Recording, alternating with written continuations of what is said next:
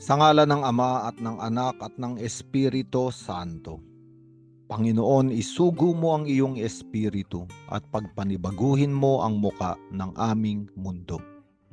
Ang ebanghelyo sa araw na ito ay mula kay San Mateo, Kabanata 9, talata 14 hanggang 15. At sa ebanghelyong ito, malalaman natin kung kailan tayo dapat mag-ayuno.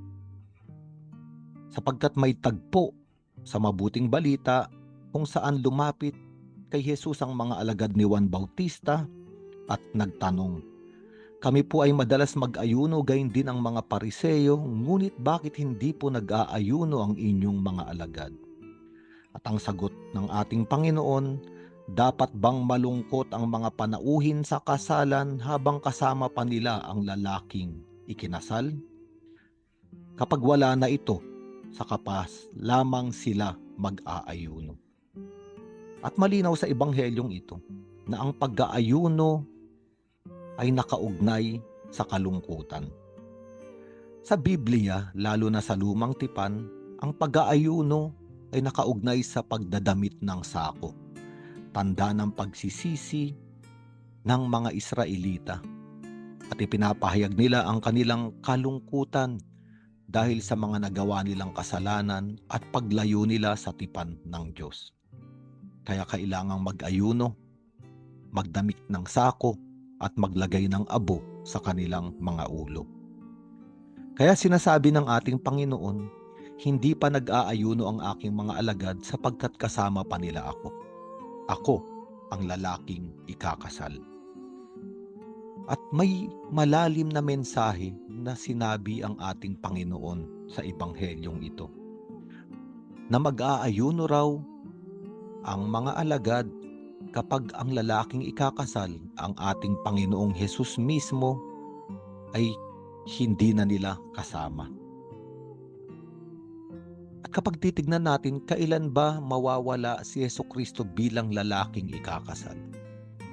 Ibig sabihin, iiwan niya ang kanyang mga kaibigan, ang kanyang mga alagad sa araw ng kanyang kasal. Sapagkat sasama o magiging isang katawan na siya ng kanyang minamahal na asawa. At kapag binasa natin sa sulat ni San Pablo sa mga taga-Efeso sa 5 kabanata, ang minamahal at iniibig na may bahay o asawa ng ating Panginoong Hesukristo ay ang simbahan, na kanyang nililinis sa pamamagitan ng pagbibigay niya ng kanyang dugo. Ang dugo ay buhay. Ang ibig sabihin, ibinibigay niya ang kanyang buhay sa kanyang minamahal. At ang araw ng kasalan ay naganap sa krus. At totoo, nung araw na ipako sa krus ang ating Panginoon, siya ay kinuha ng mga sundalo, kaya nalungkot ang kanyang mga alagad. Hanggang siya ay dalin sa Kalbaryo, at doon sa krus, ipinahayag niya ang buong pag-ibig sa kanyang mga minamahal. Ibinigay niya ang lahat-lahat, ang kanyang lakas, ang kanyang pag-ibig, ang huling patak ng kanyang dugo, hanggang sa kanyang huling hininga. Kaya nga, sa panahong ito ng Kwaresma, tayo ay inaanyayahan ng ebanghelyong ito.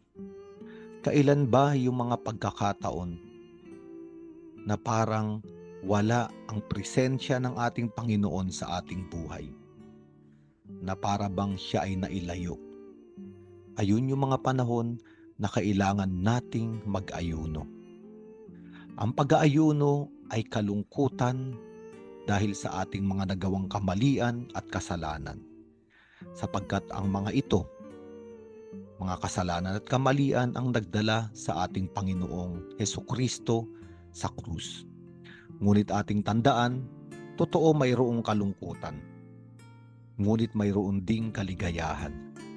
Sapagkat ang Kwaresma ay hindi nagtatapos sa Biyernes Santo. Ang Kwaresma ay patungo sa muling pagkabuhay. Ang ibig sabihin, totoo, ibinibigay ni Jesucristo ang kanyang pag-ibig at buhay sa atin na kanyang minamahal. Siya ay mamamatay. Ngunit higit na katotohanan ay wawasakin niya ang kamatayan at muling mabubuhay, upang tayong mga taong nalulungkot sa ating mga kahinaan, kamalian at kasalanan ay muling maibangon at maisama sa muling pagkabuhay, karanasan ng isang buhay na walang hanggan. Kaya nga totoo, kailangan nating mag-ayuno sa panahon ng Kwaresma, tanda ng ating pagsisisi. Ngunit totoo rin na ang ating pag-aayuno ay isang pamamag-asa rin, na isang araw tayo ay ibabangon ng Panginoon, tayo ay kukunin ng Panginoon, tayo ay palalayain ng Panginoon mula sa kulungan ng ating mga kahinaan, kamalian at kasalanan. Sa ngalan ng Ama at ng Anak at ng Espiritu Santo.